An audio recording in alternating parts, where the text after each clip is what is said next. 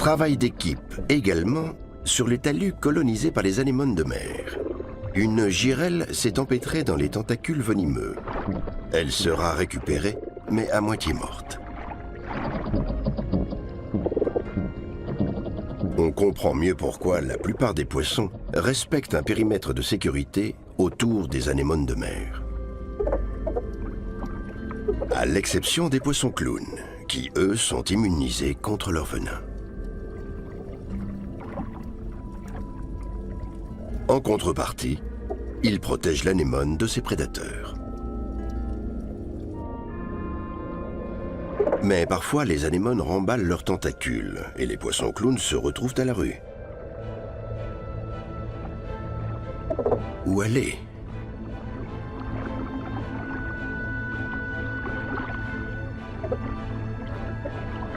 Ce logement est déjà occupé. Le suivant aussi. Il ne reste plus qu'à se battre avec son propriétaire. C'est la descendance des poissons clowns qui est en jeu, car ils fixent leurs œufs sur les rochers où s'agrippent les anémones de mer. Les larves sont ainsi bien protégées derrière une palissade de tentacules. Les poissons veillent sur leurs œufs jour et nuit, trient les mauvais, les éventent.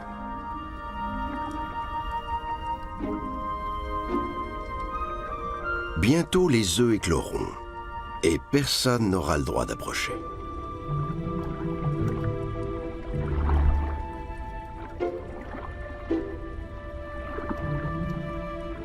La défense de leur progéniture mobilise toute l'énergie des poissons, car sans descendance, l'espèce s'éteint. Dans le récif, la diversité des modes de protection de la frayère est étonnante.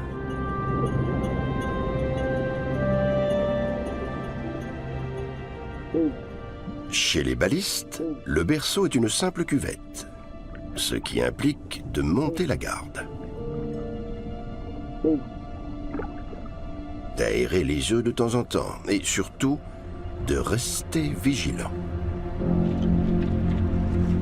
Menace en vue. Un oursin se dirige droit sur la frayère.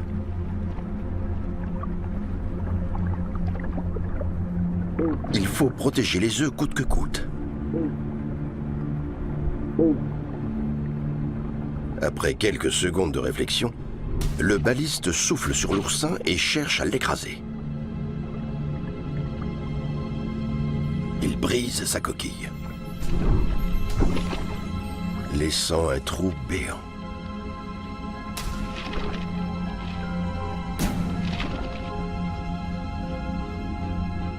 Avec quelques piquants dans la gueule, le baliste reprend sa faction. La surveillance des œufs n'a rien d'un jeu d'enfant.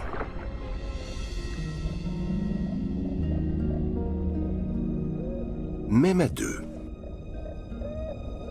un couple de demoiselles cherche la proximité d'une branche de corail.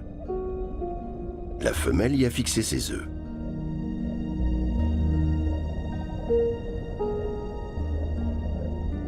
Les deux parents s'activent sans répit pour maintenir la frayère propre.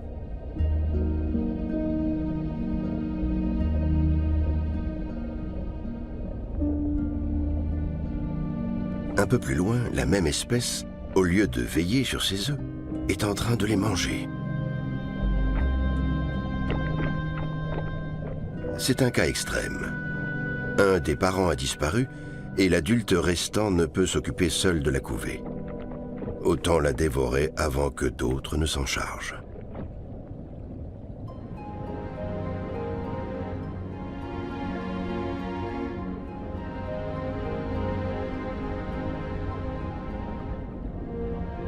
Les dorades grises célèbrent des noces collectives. La semence des mâles se répand sous la forme d'un immense nuage.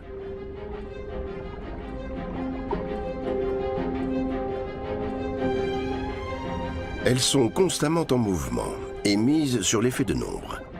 N'importe quel prédateur serait désorienté.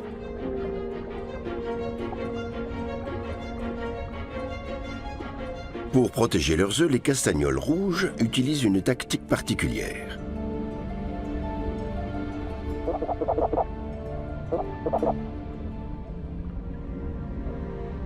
Mais pour l'instant, le couple en est encore à marivauder.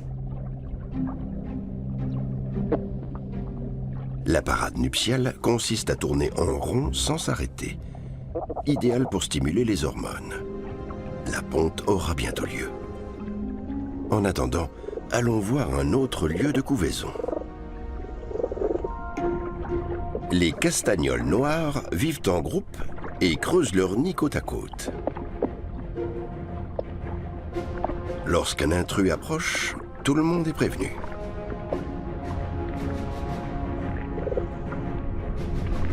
Le Bernard l'ermite constitue une menace potentielle. Les œufs riches en protéines pourraient l'intéresser. Les castagnols noirs sont nerveuses.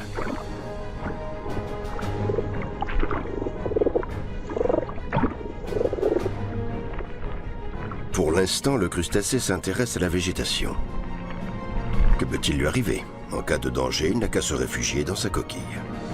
Mais la patience des castagnols a des limites.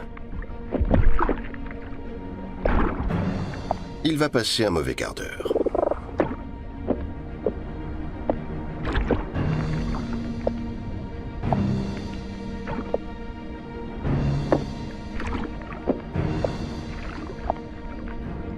Pourtant, les castagnols noirs auraient mieux fait de rester près des nids.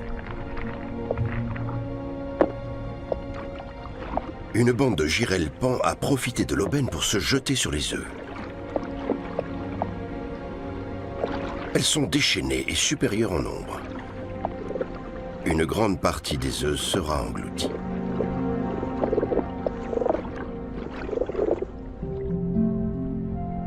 Les castagnols rouges ne risquent pas ce genre d'attaque. Les œufs sont bien à l'abri dans la gueule du mâle. Une nurserie itinérante, 100% sûre. Sauf naturellement si le mâle se fait dévorer.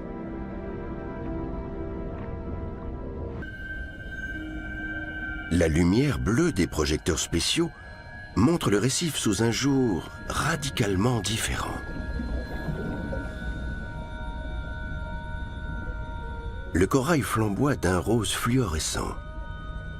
Un phénomène mystérieux récemment découvert.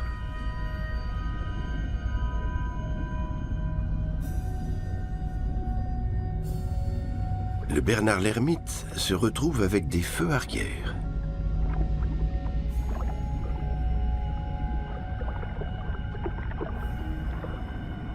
Une masse qui rougeoie comme de la lave en fusion et qui éjecte un nuage. Quel est ce phénomène?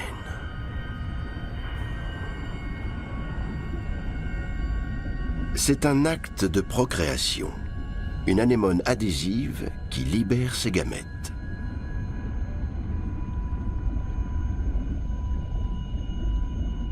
Ce feu d'artifice est filmé pour la première fois. Sous la lumière bleue, le récif s'épaissit de mystère.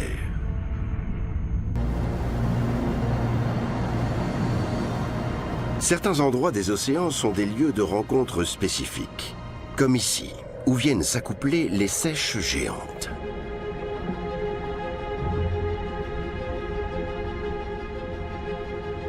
Le substrat rocheux offre fissures et crevasses capables d'accueillir leurs œufs.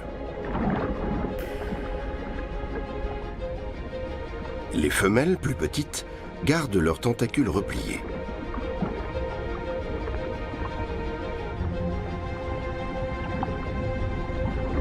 Elles les laissent pendre vers le bas. Les mâles, au contraire, arborent leurs gros tentacules musclés pour impressionner à la fois les femelles et leurs rivaux.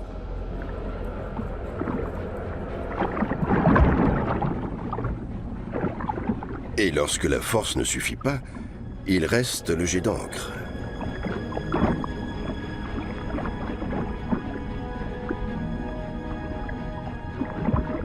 Inefficace. Arrière toute.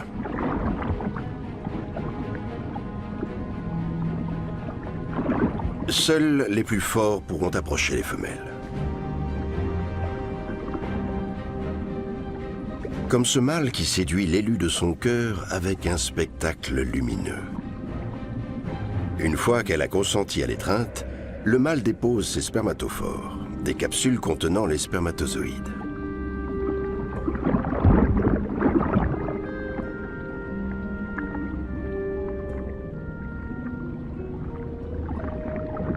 Aussitôt après, la femelle se réfugie dans une crevasse pour échapper aux sollicitations d'autres mâles. D'un geste protecteur, son partenaire étale ses tentacules au-dessus d'elle. Si un prétendant se montre trop pressant, il le repousse. C'est le moment que choisit un rival plus petit, travesti en femelle, pour arriver par le haut. Les tentacules pendants, il s'approche furtivement. Il a toutes les apparences d'une femelle. Le mâle en titre est occupé à chasser les indésirables.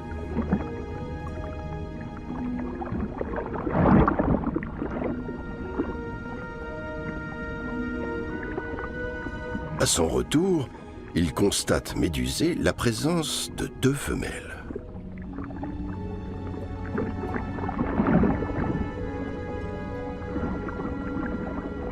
Il ne va pas s'en plaindre.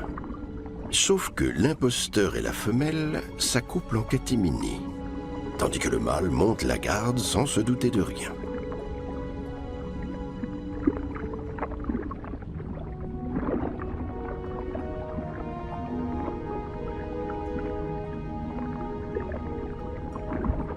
Lorsque l'imposteur est démasqué, il a déjà accompli son forfait.